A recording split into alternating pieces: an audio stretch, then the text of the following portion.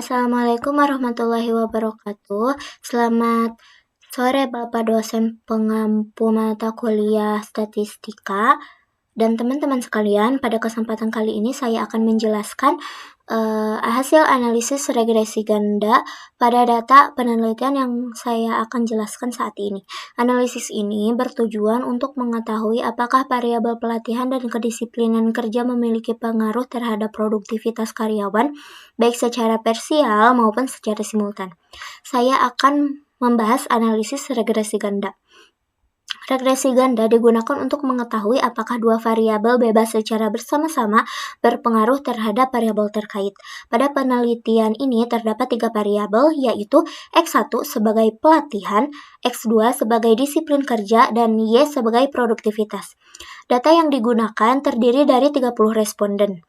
Tujuan dari analisis uji regresi ganda adalah untuk mengetahui apakah pelatihan berpengaruh terhadap produktivitas, apakah disiplin kerja berpengaruh terhadap produktivitas, apakah pelatihan dan disiplin kerja secara simultan atau bersama-sama berpengaruh terhadap produktivitas. Model persamaan regresi ganda secara umum ditulis sebagai Y sama dengan A tambah B1 kali X1 tambah B2 kali X2 tambah E. Di sini, Y sebagai produktivitas, A sebagai konstanta, B1 sebagai koefisien regresi pelatihan, B2 sebagai koefisien disiplin kerja, E sebagai kesalahan atau error. Nah, hipotesis penelitian yang digunakan adalah H0, pelatihan dan disiplin kerja tidak berpengaruh terhadap produktivitas. H1, pelatihan dan disiplin kerja berpengaruh terhadap produktivitas. Pengujian hipotesis dilakukan menggunakan uji T untuk mengetahui pengaruh masing-masing variabel secara parsial. Uji F untuk mengetahui pengaruh kedua variabel secara simultan. Koefisien determinasi atau R kuadrat untuk mengetahui seberapa besar kontribusi pelatihan dan disiplin kerja dalam menjelaskan produktivitas. Kesimpulannya, berdasarkan hasil analisis regresi ganda dapat diketahui apakah variabel pelatihan dan disiplin kerja mempunyai pengaruh terhadap produktivitas karyawan. Apabila nilai signifikan lebih kecil dari 0,05, maka dapat disimpulkan bahwa variabel tersebut berpengaruh signifikan terhadap produktivitas. Sebaliknya, apabila nilai signifikan lebih besar dari 0,05, maka variabel tersebut tidak berpengaruh secara signifikan. Baik, mari kita langsung saja praktekkan. Dengan data yang sudah saya siapkan sebelumnya, di sini kita edit dulu dari ini. Kita ganti dulu namanya menjadi X1, lalu selanjutnya X2, dan yang terakhir Y. Di sini juga kita ubah menjadi scale. Nah, kita langsung saja pergi ke analyze, lalu pilih regression dan linear. Nah, Y di sini Y sebagai dependent dan X1 dan X2 sebagai independent. Oke, kita langsung saja. Nah, di sini sudah mendapatkan hasilnya. Kita langsung mulai saja dari tabel summary, model summary. Berdasarkan tabel summary, nilai R sebesar 0,259 yang menunjukkan bahwa hubungan antara variabel X1 dan X2 terhadap Y tergolong lemah. Nilai R square sebesar 0,067 atau 6,7%, artinya variabel X1 dan X2 secara bersama-sama mampu menjelaskan variabel Y sebesar 6,7%, sedangkan sisanya sebesar 93,6%. 0,3% dijelaskan oleh faktor lain di luar penelitian. Dan selanjutnya kita langsung saja ke tabel ANOVA atau uji F. Berdasarkan hasil uji F pada tabel ANOVA ini diperoleh nilai signifikan sebesar 0,391.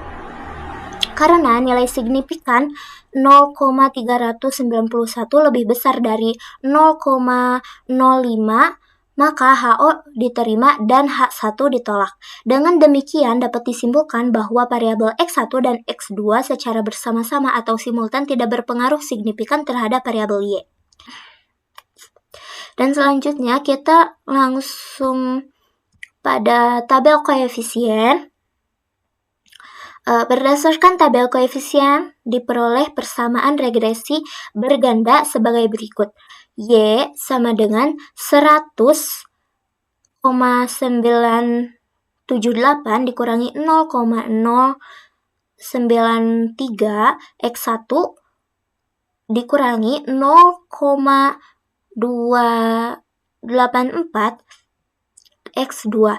Artinya nilai konstanta sebesar 100,978 menunjukkan bahwa apabila variabel X1 dan X2 bernilai 0, maka nilai Y sebesar 100,978.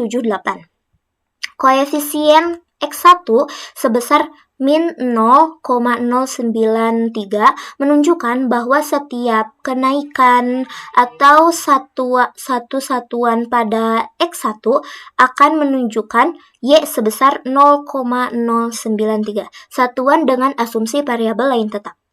Koefisien X2 sebesar min 0,284 menunjukkan bahwa setiap kenaikan satu satuan pada X2 akan menurunkan Y sebesar 0,284, satuan dengan asumsi variabel lain tetap. Selanjutnya, variabel T atau parsial untuk variabel X1 diperoleh nilai signifikan sebesar 0,681. Karena nilai signifikan lebih besar dari 0,05, maka H0 diterima. Dengan demikian, variabel X1 berpengaruh signifikan terhadap variabel Y. Variabel X diperoleh nilai signifikan sebesar 0,202. Karena nilai signifikan lebih besar daripada 0,05, maka H0 diterima.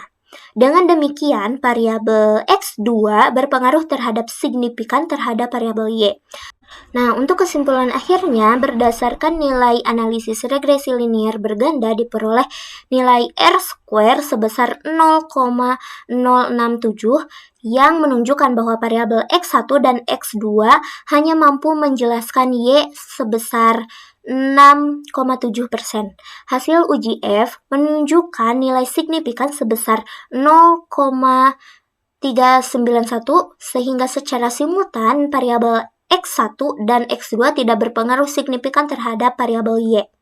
Selanjutnya, berdasarkan uji T diperoleh bahwa nilai X1 memiliki nilai signifikan sebesar 0,681 dan variabel X2 sebesar 0,202. Kedua nilai tersebut lebih besar dari 0,05 sehingga dapat disimpulkan bahwa secara parsial variabel X1 dan X2 tidak berpengaruh signifikan terhadap variabel Y. Dengan demikian, analisis regresi ganda membantu perusahaan dalam memahami faktor-faktor yang dapat meningkatkan produktivitas karyawan sehingga perusahaan dapat mengambil keputusan yang lebih tepat dalam meningkatkan kualitas pelatihan dan kedisiplinan kerja. Mungkin sekian dari saya. Apabila ada kata yang salah, mohon dimaafkan karena kesempurnaan itu milik Allah. Saya izin tutup dan izin undur diri. Wassalamualaikum warahmatullahi wabarakatuh. Terima kasih.